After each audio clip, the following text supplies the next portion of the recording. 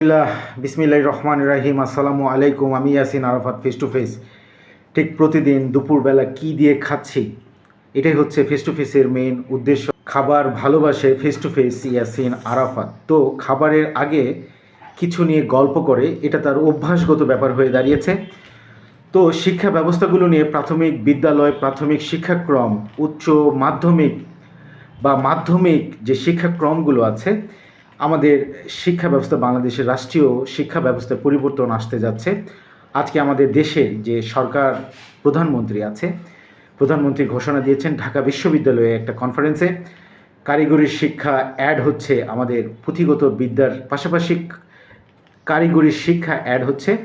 এটা যেমনটা আমার দিক থেকে ভালো হচ্ছে, তেমনটা খারাপও হচ্ছে। কারণ বিগত গভর্নমেন্টের আমলে আমরা সৃজনশীল মাধ্যম দেখেছি, তাতে আমাদের কি উন্নতি হয়েছে তা চিন্তার বিষয় রাখে। কারিগরি বিষয়টা হচ্ছে আপনি নিজে হাতে কলমে শিখবেন, এটা একটা পজিটিভ দিক। সৃজনশীল বিষয়টাও হচ্ছে আপনি অধিক পড়ালেখা করবেন, করে নিজের মেধা যাচাই করে উত্তর দিবেন। তো দুটোর মধ্যে একটু তফাৎ আছে। তারপরেও আমাদের দেশের যে গভর্নমেন্ট, রাষ্ট্রনায়ক যারা আছে, তারা যে সিদ্ধান্তগুলো নেয়, আসলে আমার কাছে মনে হয় হাস্যকর।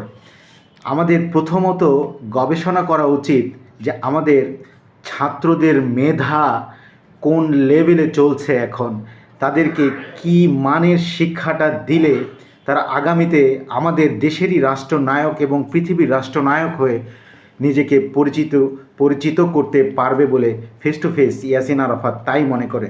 তো আজকের মেনুগুলো হচ্ছে ভর্তা আছে, করলা ভর্তা, পাশাপাশি পুঁই শাকের জাল মাছ দিয়ে একটা সবজি রান্না করা হয়েছে, সাথে ট্যাংরা মাছ দিয়ে, বেগুন দিয়ে, পটল দিয়ে একটা তরকারি, মেইন ডিশ তৈরি করা আছে। এটা হচ্ছে আমার পরিবারের আজকের মেইন ডিশ।